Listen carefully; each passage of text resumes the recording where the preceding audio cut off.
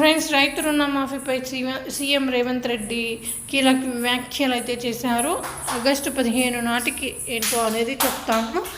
Friends, వివరాల్లోకి వెళ్ళే ముందు please like, share and subscribe. Thank you.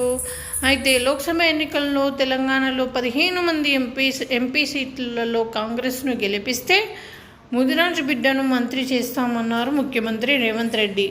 రాష్ట్రంలో 10% ఉన్న ముదిరాజులకు కేసీఆర్ ఒక్క టికెట్ కూడా ఇవ్వలేదని ఫైర్ అయ్యారు. ఈ సామాజిక వర్గానికి చెందిన ప్రజలకు బీసీ-డి నుంచి బీసీ-ఏ గ్రూప్లోకి మార్చేందుకు సుప్రీంకోర్టులో పోరాడుతామని చెప్పారు. నారాయణపేటలో నిర్వహించిన కాంగ్రెస్ జనజాతర సభలో సీఎం రేవంత్ రెడ్డి మాట్లాడారు. సుప్రీంకోర్టులో కేసు నడుస్తున్న 10 ఏళ్ల పాటు కేసీఆర్ పట్టించుకోలేదని విమర్శించారు. మాదిగల వర్గీకరణ చేయాల్సిందేనని, వాళ్లకు న్యాయం జరగాల్సిందేనని అన్నారు. భవిష్యత్తులో మాదిగలకు మరిన్ని పదవులు ఇచ్చి సముచిత స్థానం కల్పిస్తానని తెలిపారు. ఎన్ని కష్టాలు ఎదురైనా కాంగ్రెస్ కార్యకర్తలు ఈ జెండాను వదలలేదన్నారు. కాంగ్రెస్ పార్టీ పేదలకు, బీసీలకు టికెట్లు ఇచ్చి గెలిపించదన్నారు. వెనుకబడిన సామాజిక వర్గాలకు న్యాయం చేయడంలో కాంగ్రెస్కు మించిన పార్టీ లేదన్నారు. నారాయణపేట మున్సిపాలిటీకి భూగర్భ డ్రైనేజ్ మంజూరు చేస్తున్నట్లు తెలిపారు.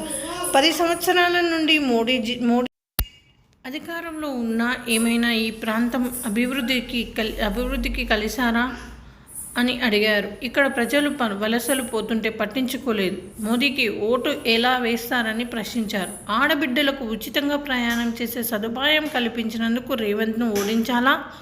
ఆనాడు 400కు సిలిండర్ ఇస్తే మోదీ ఆ సిలిండర్ 1200 చేశాడు. రాష్ట్రంలో 6 గ్యారంటీలను అమలు చేశాం. అందుకు బీఆర్ఎస్, బీజేపీలు కాంగ్రెస్ను, రేవంత్ను ఓడగొట్టండి అంటున్నారు.